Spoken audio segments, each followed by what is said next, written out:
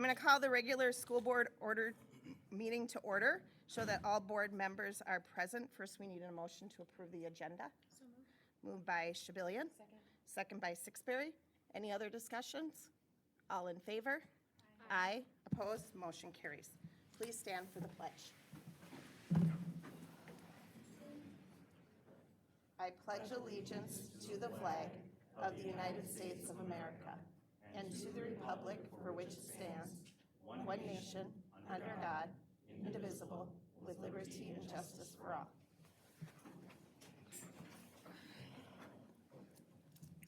Okay, we have one open forum. Before we do the open forum, I will read the rules for open forum. If you would like to address the board, please fill out a slip with your name and address and provide it to the chair before the meeting. Speakers must state their name. Each speaker will be provided 3 minutes. No action can be taken unless the matter addressed is formally on the agenda. Speaker will not make negative comments regarding any employee of the district. The board chair can end open forum at any time. Please note that data privacy laws do not allow for any matters concerning individual employees or students to be discussed. Okay, Greta?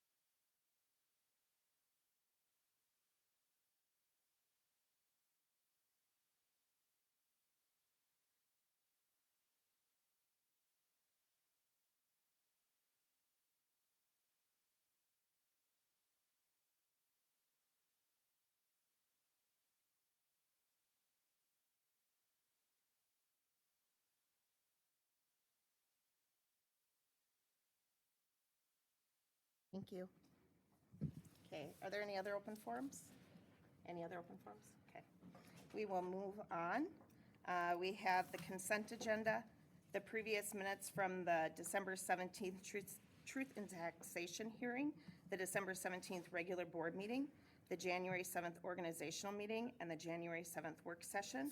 Claims and accounts in the amount of $1,815,164.73. The credit card report, the personnel report, and the audit report.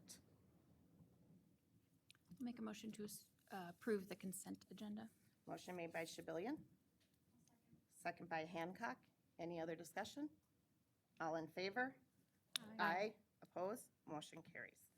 On to donations. I will make a motion to approve the donations. Second. Second by Sixberry. Any other discussion? All in favor? Aye. Opposed? Motion carries. Financial report, Angie.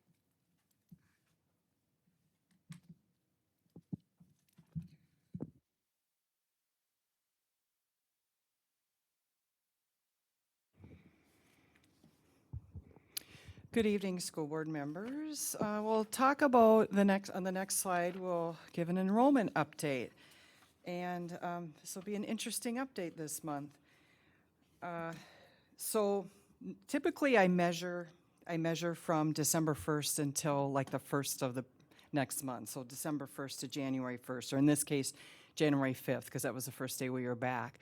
During that time period, we gained three students, 3 ADMs. And, but yet, at that point in time, we are still below our budget by 5 ADMs. And we saw, during that time period, we saw an enrollment shift from the middle school, high school to 612 Big Lake Online. I checked enrollment as of today at 4 p.m. So from January 5th to today, we are actually up 24 students, mainly in both our online programs. We are up in 612 online, 27 students. We are up in K5 online, 10 students. And then we've had a shift, some shift, like middle school and high school and independence all decrease some students, but we have a net gain. So what that's telling me is that we've got students enrolling from elsewhere into our online programs. So I just want to share that good news with the school board, because as of January 5th, we were still short of our budget by 5 students, but with this influx, I don't know how long it's going to last, but we'll see that change. So just wanted to give you up-to-date information regarding that shift. And again, this graph, you see this every month, and it shows, our enrollment is below that budgeted yellow line. We're below the budget, but again, I anticipate that may change in future months if we keep those students in Big Lake Online. This is the summary budget report that you see every month, and there are no budget revisions for January. Yeah, keep going, that's fine. But I do want to take a little bit of time and talk about specific fund balance types, because the district has several different types of fund balances, and I just want to explain what they all mean. So we'll start out by talking about the restricted fund balances. And the first paragraph there is language that I pulled right from our audit. These amounts are restricted for specific purposes, typically as a result of laws or regulations of other governments, such as the state of Minnesota, or imposed by law through enabling legislation. So some examples include LTFM, operating capital, capital projects levy, or you'll hear us talk about our tech levy, staff development, and basic skills. So I just want to talk a little bit about those examples. LTFM restricted fund balance accounts for our levy proceeds for LTFM, as well as our facilities projects that qualify for LTFM. We can't use that fund balance can't be used for example, like for staffing wages. It's just basically facilities projects. Operating capital, kind of the same concept. We get a separate aid for, like for example, like equipment, and also facilities. There's a limited amount of staffing we can take from that fund balance, but it's not for general operating expenses. The tech levy is the same way. That is that levy that was approved by the voters several years ago, was renewed, I believe it was 2 years ago. And so that's a levy, an additional levy, technology levy that is used specifically for technology items such as Chromebooks, servers, and so on. So just want to kind of share with the board, what that fund balance is for. Staff development is kind of self-explanatory. That's a fund balance that's set aside. We get a portion of our gen ed aid that is supposed to be set aside for staff development, not only for teachers, but also for paraeducators and other district staff. And so we have to set aside that's basically as a result of a law of the state of Minnesota. And the last one, and we have more restricted fund balances, but I just picked the larger ones just to talk about. Basic skills, or you'll hear me talk about compensatory. So that's money that we get set aside that is supposed to help our at-risk learners. A common example of that fund balance would be we might be adding teachers in a classroom to lower class sizes. So then they can spend more time on servicing some of the at-risk learners. We can pay for for example, social workers out of basic skills, again, because they work with our at-risk learners. So just wanted to give you some examples of those restricted fund balances. And then we have another type, and this is called a committed fund balance. And this one, there are amounts that can only be used for specific purposes pursuant to constraints imposed by the school board. So in other words, the school board has to take action. And the school board has done that several years ago in the committed for severance.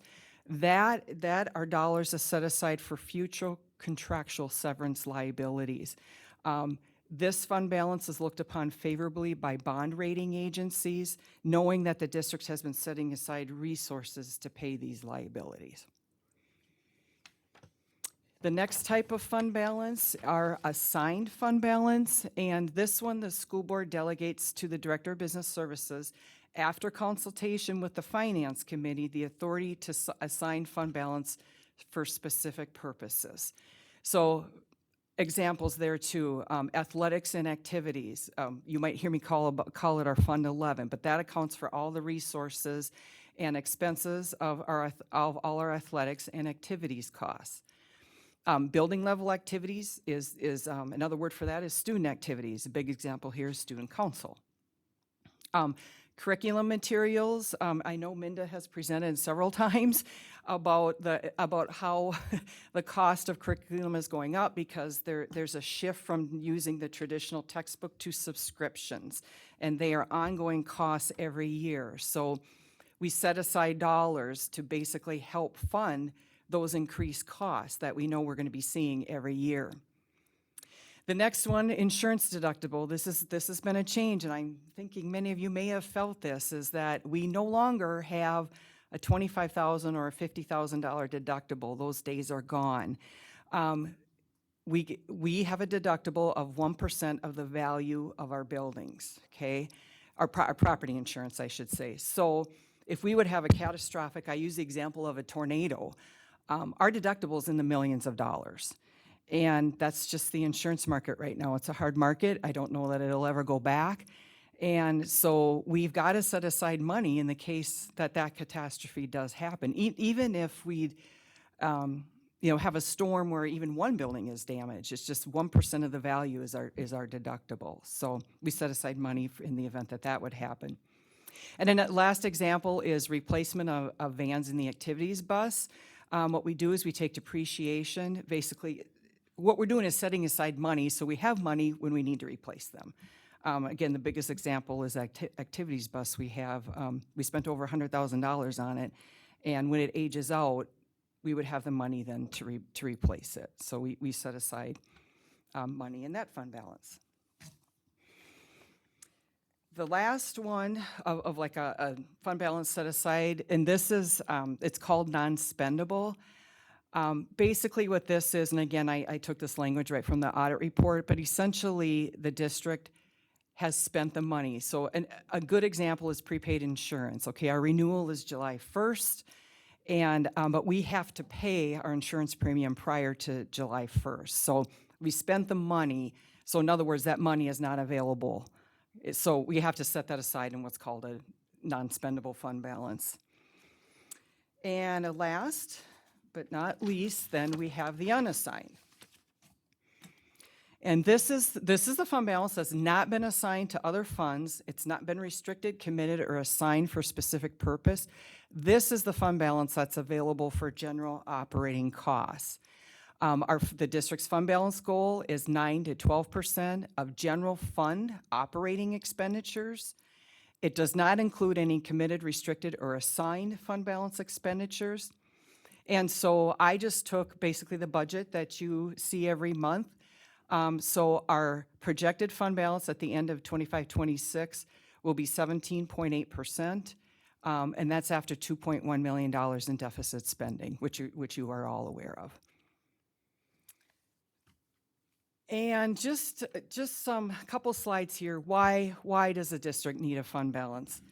We all know there's some uncertainty at the federal level, federal funding uncertainty, unfunded state mandates. If I remember correctly, we talked about that last month, and I used the example of paid family medical leave, extra costs, no funding.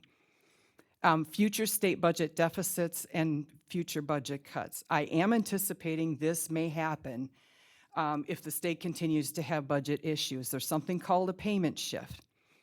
Right now, it's what I call, you'll hear me say it's currently at 90-10, so we get 90% in the current year, 10% in the following year of funding that is owed to school districts.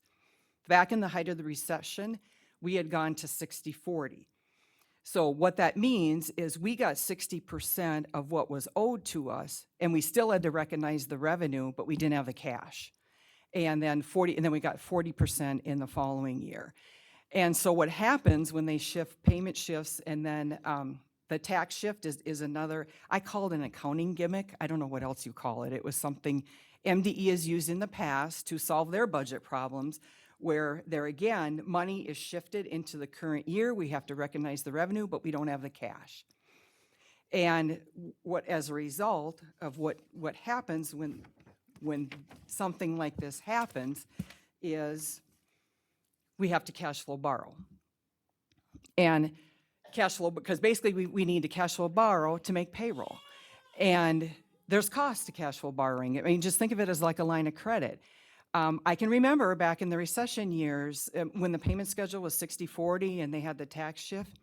I mean, we were borrowing millions of dollars, and our interest costs, you know, I think if I'm remembering one year, I thought it was close to $100,000. You know, that's a significant cost hitting our fund balance and fund balance available for operations. So that is probably the biggest reason why we have to have a fund balance is to prevent for these unknowns. Lastly, I want to give a district office staffing update.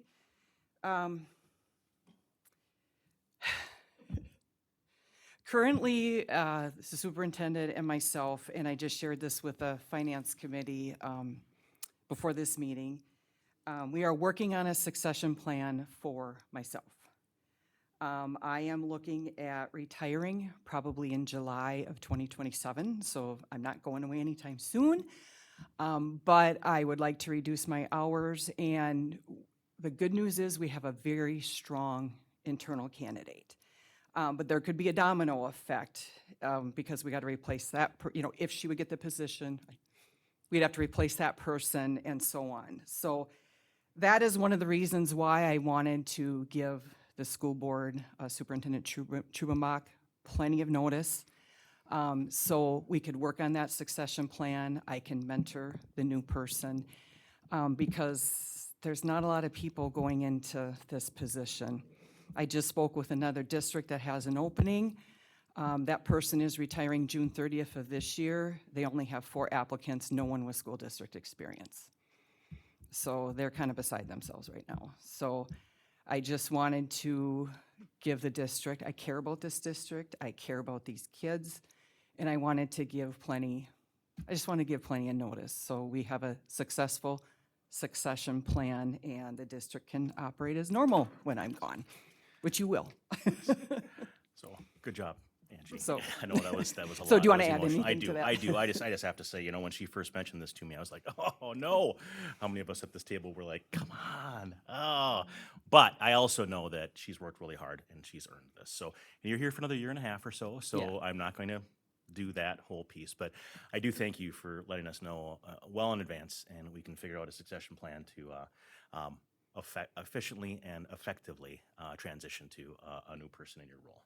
Won't be the same, but we appreciate the heads up on that. And also too, what we'll do is we'll build that succession plan into our budgeting process as we move into the future here. So stay tuned on those details as that kind of unfolds. But Angie was adamant that she mentioned it to all the board members kind of the same time. So Yeah, appreciate it. yeah, and like I'm a phone call away, after I'm done in Yeah, we're July. not gonna talk 20 about that I yet, mean, Angie. yeah, We're yeah. not gonna talk but I about mean, that. Yeah, year and a half. You got a year and a half. We're not Yeah, talking we about have that. plenty of time and plenty of time to figure things out, and you know, one of the things we talked about with the finance committee is documenting some procedures. Yes. You know, so to set up my successor, so they've got something in writing that they can refer to.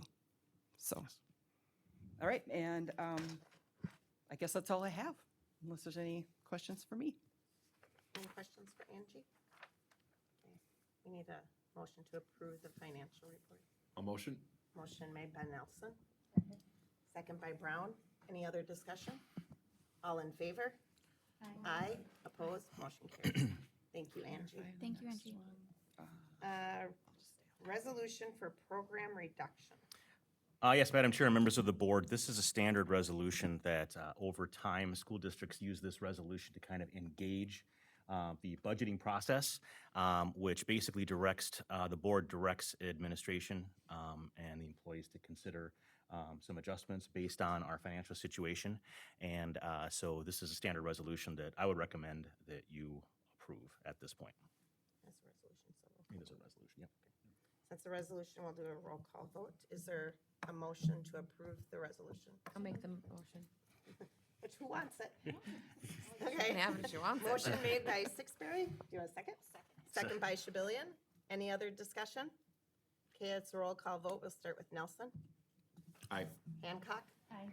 Sixberry. Aye. Reesner, aye. Shabilian. Brown. Okay, the resolution passes. Okay, approve non-core program class size range. And that's me again. So,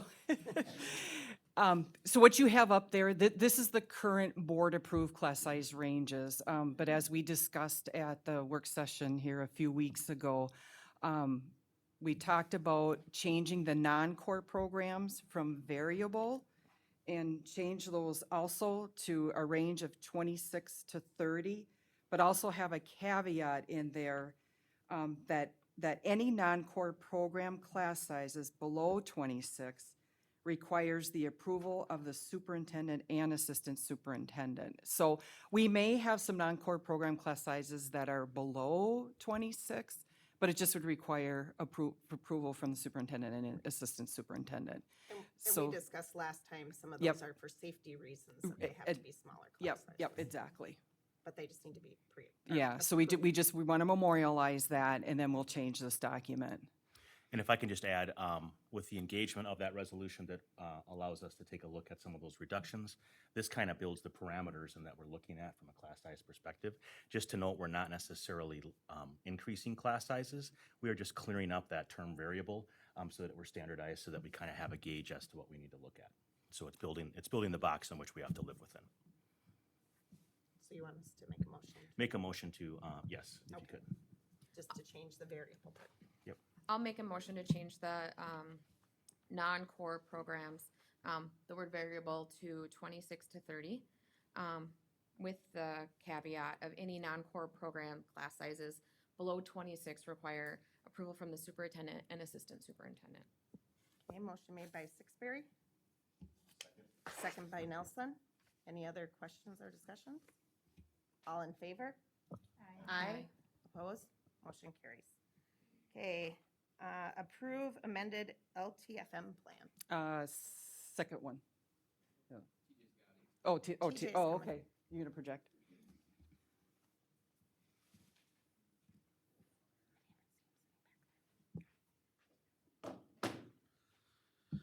You want the second one? Yeah, yeah, so they can see the. Fix this Where- spreadsheet. Whoa. I don't know what we got going on. I'm just gonna redo that. One second. Oh, you- okay.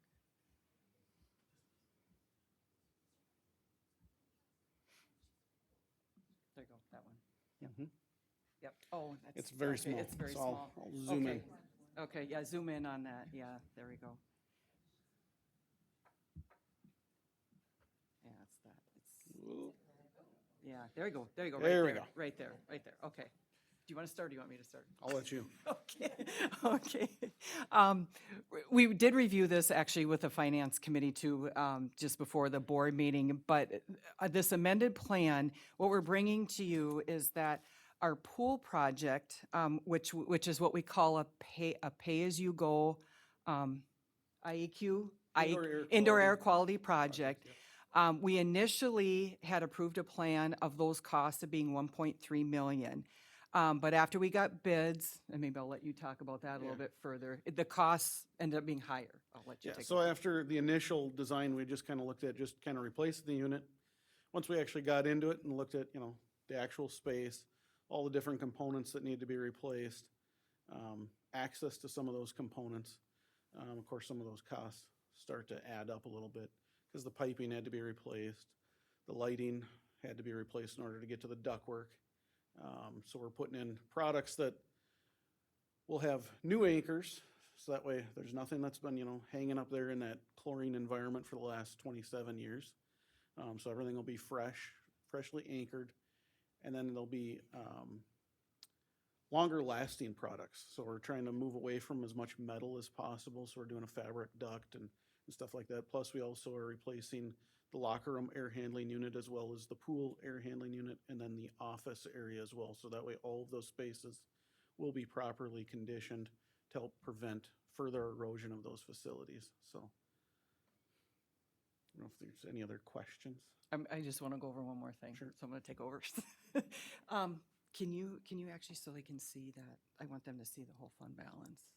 So if you, oh, It's a little yeah, so you tricky on keep, this. yeah. So- What I want to mention is, so TJ and I, we actually had a virtual meeting with Sarah Miller at the Department of Education.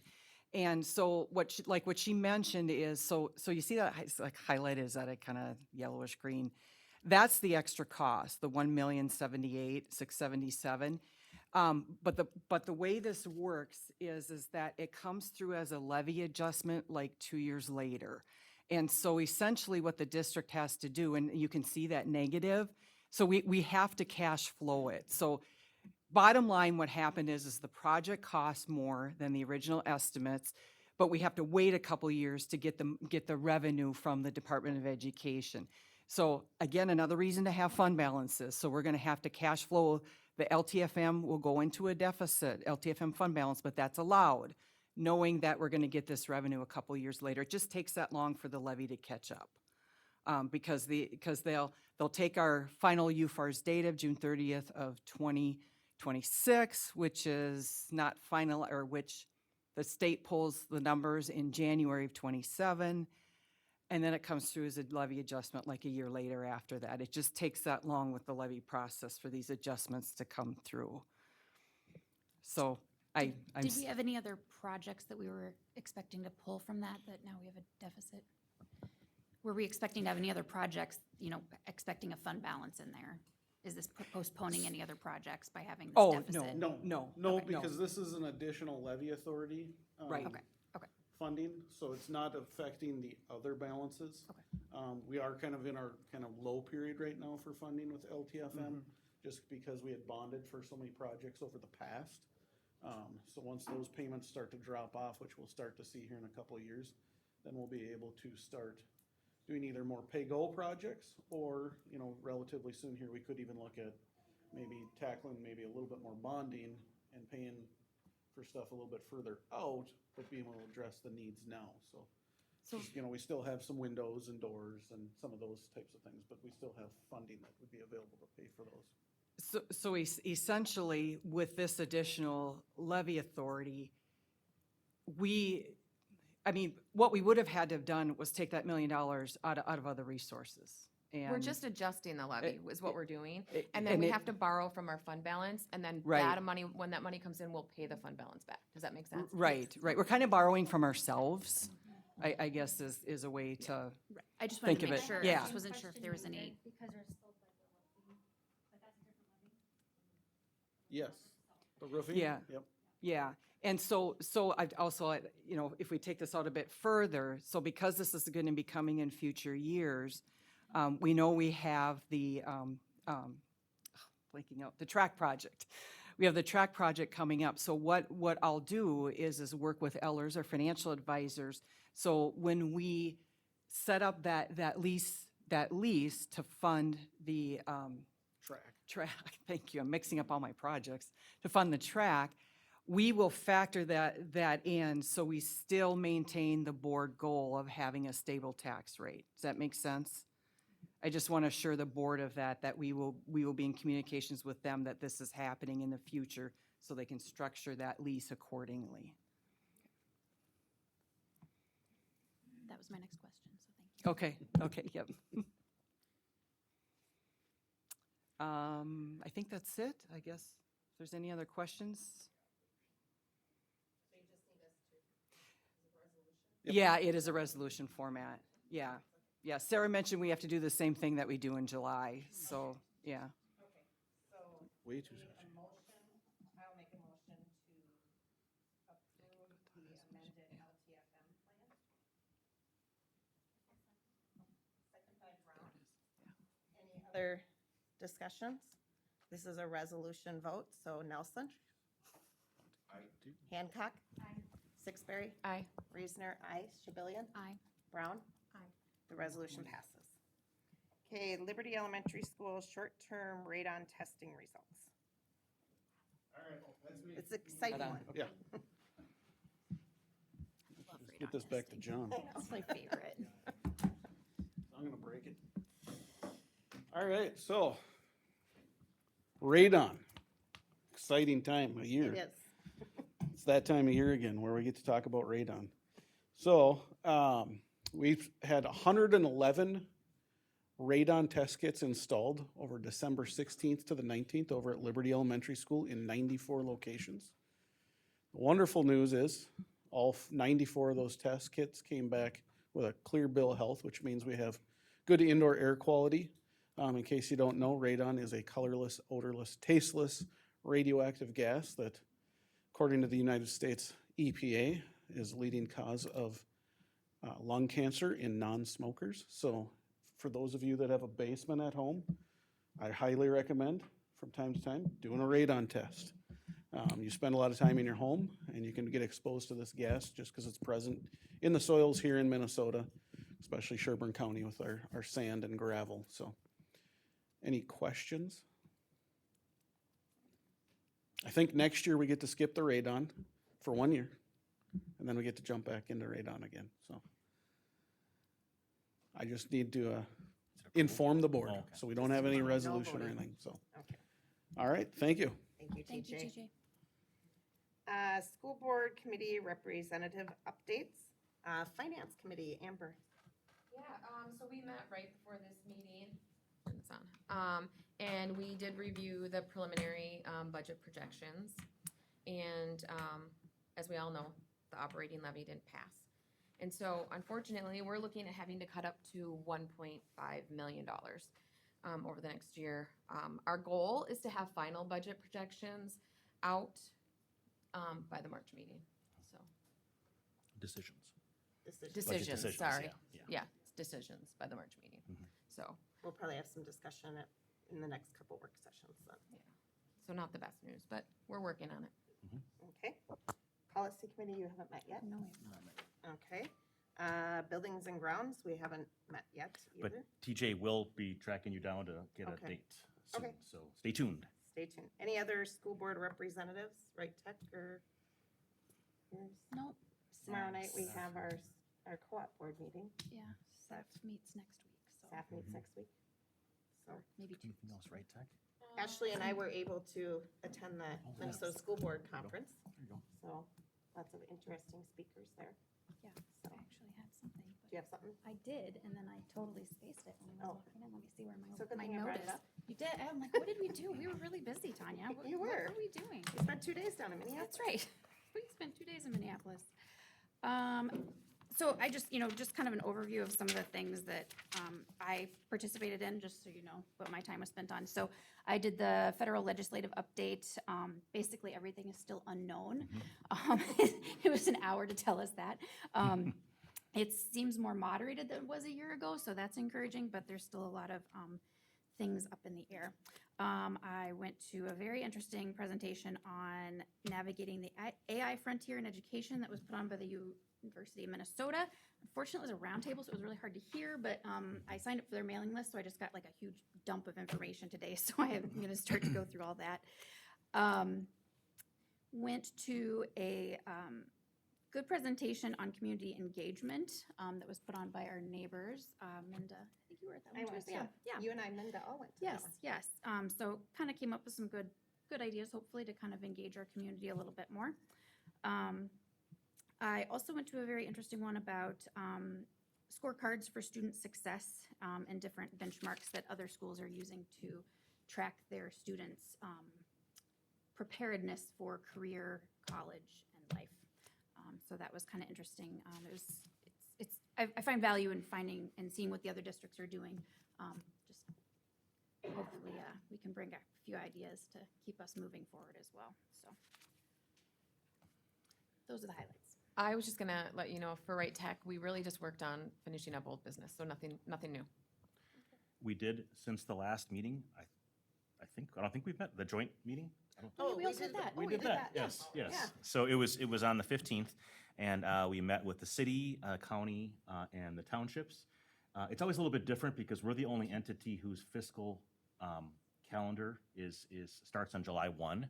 All the rest of them end on at the end of December. So they're kind of giving a summary of the year, and we're like right in the middle of our fiscal year, so it's a little bit different. But it is always nice to kind of get caught up with all those different entities. There are some large developments. We just need them to get filled. And with families, with students that come to school here.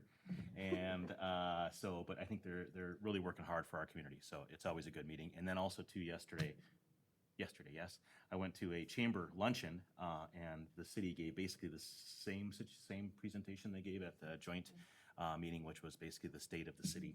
And a large portion of that was around their public safety building and that piece there, and there was some discussions around that. So it's a good presentation, but a lot of information. It's action-packed, as always. I don't think there's any other ones, so we will turn it over to Alexis. Alexis. Hi. So starting off my January report, we have the Big Lake Dance Team hosted their 4th annual home invite on the 19th. They said goodbye to one of their largest senior classes ever.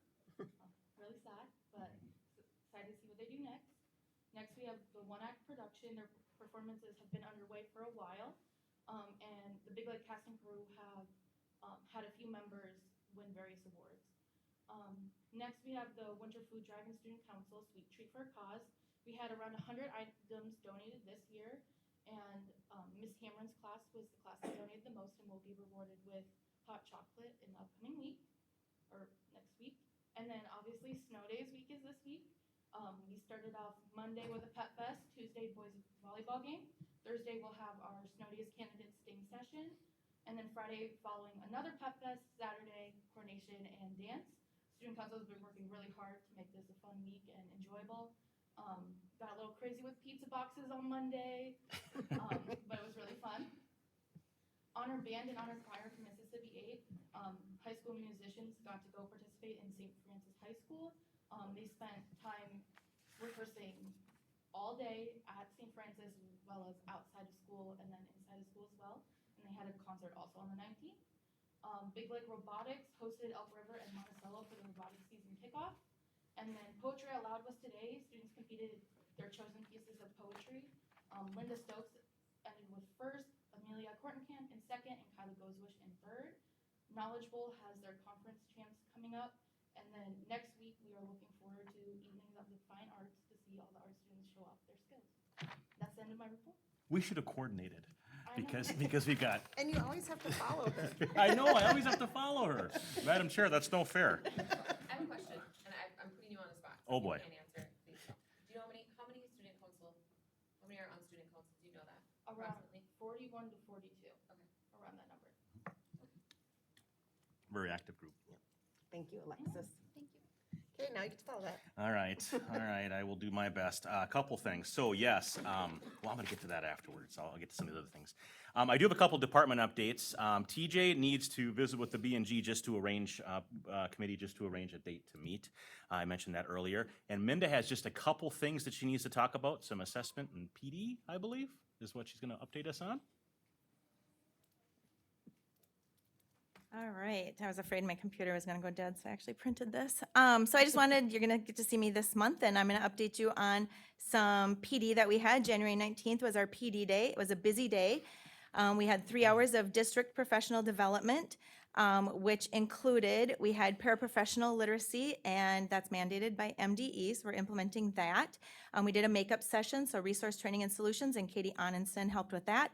Letters training for our K-2 teachers and K-5 SPED teachers. We're in our second year. They were on Unit 7 and 8. Sarah Edgar is leading that. OLA training, new K-5 teachers and K-12 SPED teachers. Kiana Boleyn Pearson and Ryan Purdy were leading that. We had curriculum adoption work happening, K-5 social studies with Casey Young, which also just came back from Becker tonight because we were over there looking at resources. We had K-8 social studies, Allison Sand and Cindy Patton helping with that. 9-12 social studies, Shallon Torter helping. K-5 math, John Adevil. K-8 math, Jake Klingelhetz and Alicia Brust. And 9-12 math with Jake. We also had reading and behavior intervention groups by building with Ben Bonnet helping. Our CAP music project with Perpich attending and Hannah Hermanson and Bree Hawkins. ELA implementation, K-8 with Katie Anensen and various principal support with that. Assessment groups, Ryan Purdy leading that as well. And then all the rest of our teachers were in curriculum groups working on standards, instructional practices, alignment, assessment, learning progression, student needs, and that includes health, art, Phi-Ed, science, world language, CTE, STEM, STEAM, special education, EL, and SLP teachers, and that was just the morning. We then, in the afternoon, moved on to school goals, EL updates. We had our EL teachers present to all of our buildings about translators and interpreters, and so that was a great presentation. We had MTSS, safety, research-based instructional practice, assessment, grading practices, and data at the various school buildings. So you can see that our PD days are jam-packed, and everybody is doing a lot of work that day. Our next PD day is February 6th, where we're going to continue to work on curriculum, literacy, and also our wellness initiatives. Any questions on PD? It was a lot. Our assessment, I wanted to give you an assessment window because it is January, so that's our next dip into universal screening. So we have access testing, which is our English language proficiency tests. Our EL teachers do those, and they test in listening, reading, speaking, and writing skills with all of our EL students. So that is starting now. Usually takes about 2 weeks. We have some of our students have moved online, so it might take a little longer this year, so we're doing our best. ACT is February 24th. By statute, we offer it to our 11th or 12th grade students, and this year we're adding science. So that's new. FastBridge testing is happening currently at all of our buildings in math, reading, and SABRS.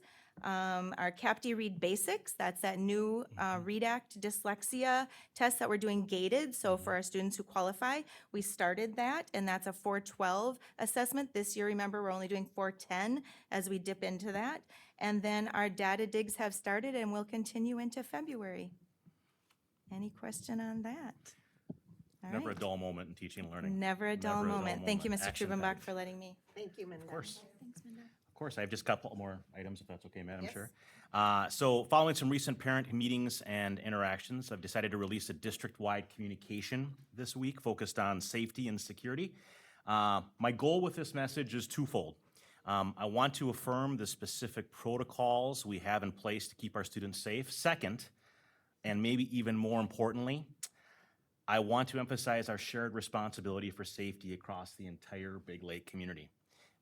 I'll be encouraging our families to look out for one another in simple, meaningful ways, whether that's being a backup for a neighbor at a bus stop, checking in on one another, or even utilizing personal technology to stay connected to their children's whereabouts.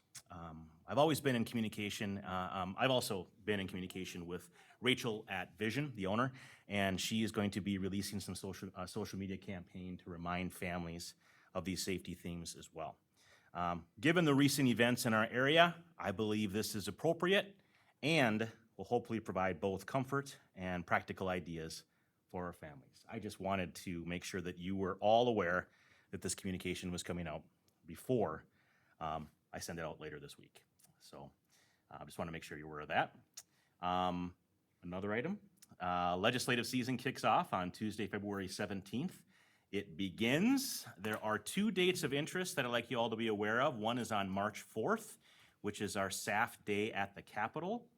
And that was just out today. I don't know if did you see that? Yeah, I should have told you that too. Oh, it's okay. I mean, I've just really fallen down. No, with the no, report today. I got you. This is a Forgetting team everything effort. I've done This this is a month. team effort, Ashley. No worries.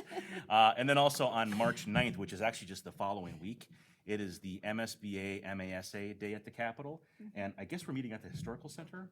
Mm-hmm. Yeah, I think It's that's what I different saw. this year, Mhm. so it's a little bit different. So it's actually a nice evening, or a nice day. We actually meet, and they have usually panel of legislators, and then we get to go speak and visit people at the Capitol afterwards. So if you are interested and would like to come down to the Capitol on those days, come and join us. I know I'll be there, and I'm assuming Ashley will as well as the legislative people. And now for my favorite portion of my report. I should ask for like a drum Around the roll. district, I should- yeah. Yes, it's from around the district. I like to highlight some pieces every month, but Alexis, she covered the poetry out loud, and I will tell you, I was actually a judge and I've been a judge for the past, I don't know, 3, maybe 4 years. And it takes a lot of courage to stand up and be in front of people and to read the poems. They're not easy. Some of them are long too. I mean, I memorized some stuff, but boy, they did a really nice job. There were 32 students that participated. This is the 18th annual, and they had, you mentioned the winners, but I would like to also acknowledge Mr. Purdy for being the Masters of Ceremony, the best. So he does a really nice name, nice job at that, huzzah. And then also, I want to acknowledge Ms. Crumwoody and Ms. Meyer for the coordination of this. They worked really hard to make this happen for those kids. And I know, Ashley, you were there this morning as well. Some great poems, and they did a really nice job. So really neat program. I'm so glad we have that there. But I'd also like to highlight the awesome staff that stand outside and welcome our students every day. Rain or shine, warm or frigid, they are there. So I just want to say thank you for your time ensuring the safety and welcoming atmosphere at Big Lake Schools, because that's what we do here. So just want to make sure that they are acknowledged, especially during these cold days have just been miserable. So anyway, I just want to mention that. So calendar, I've got a laundry list here. As always, I will send this out by email as well. But tomorrow evening, we have the governing board session for the co-op at 5. We have mediation with Blem, Ashley, and Derek, starts at 9. We have negotiations with BLA on the 2nd, Tanya and Chelsea at 3:45. Also, STMA Legislative Forum. Did you know about that one? I did, yeah. I'm going to that too. So STMA has a wonderful legislative forum every year, both at the same time, and it's at 6 p.m. on February 4th. And they do a really nice job and it's pretty structured. So you're in and out within an hour, I think. So it's a good evening. So I'm hoping to hit that up too. Alexis mentioned this too, one of my favorite evenings, that high school, one of my many favorite evenings, the high school arts night, super cool. We were invited to that, the board members. Did you get invited to that? Yes. Oh, that was awesome. So all I know is that I think it's Jared that makes those bowls, and like it's my favorite candy dish at home. So if you get there, you buy the bowl, and then you go check out a concession stand and fill it with popcorn. It's pretty cool. At least that's what I did last year. So it's pretty fun stuff, right? And then also there's students doing all kinds of cool stuff. Poetry, one act, all kinds of things. So singing, all kinds of things. So I would encourage you to come and check it out. Even just do a quick walkthrough, because there's a lot of displays and things up, right? So super cool evening, a lot of fun. Reminder, there is no school on February 6th because that is a PD Wellness Day. As well as on February 11th, reminder to all of you, we have a school board work session at 6 p.m., our new start time early. And then February 14th through the 16th, no school, President's Day. Legislative session starts the 17th. February 18th, Policy Committee, 5:30. So please feel free to attend that. Regular board meeting on the 25th. SAF general membership on the 27th. Is that right? I think that sounds right. I don't know. It's one of those. Policy is on Wednesday, the 18th. And then I mentioned the March 4th and March 9th. Is that What's that? 20? Staff is the 27th. 27th, Yeah. perfect, yes, and that's in Roseville. Yes. Yes, so, okay. All right, that concludes my report, unless, of course, there are questions. Any questions? Thank you, Mr. Trudenbach. The board will have a closed meeting as permitted by Minnesota Statute Section 13D.03 to discuss Big Lake Schools Labor Negotiation Strategy related to negotiations with Big Lake Administrators Association. I need a motion to enter into the closed meeting following the adjournment of the regular meeting. Motion made by Nelson, second by Hancock. Any other discussion? Yes, ma'am. Sorry. Okay. I apologize. That's okay. I had one other thing to add because I don't think we mentioned the AAA award winners. No, may I? Okay, All right, all right. Kyla Goswich and Dylan Kuntz. Big deal. Remember, that's the arts, academics, and athletics, or activities, I should say. That is a big deal. Well-rounded students, and those two individuals are really well, they represent really well. So that's a great thing. And they'll move on to the next Round. competition, next round for the AAA award. I failed to mention that, my okay, apologies. that's okay. Sorry. Okay, we have a motion by Nelson, second by Hancock to go into closed session after the board meeting. Is there any other discussion? All in favor? Aye. Opposed? Motion carries. The closed meeting will commence 5 minutes after the close of this meeting. I will just adjourn this meeting. This meeting is adjourned.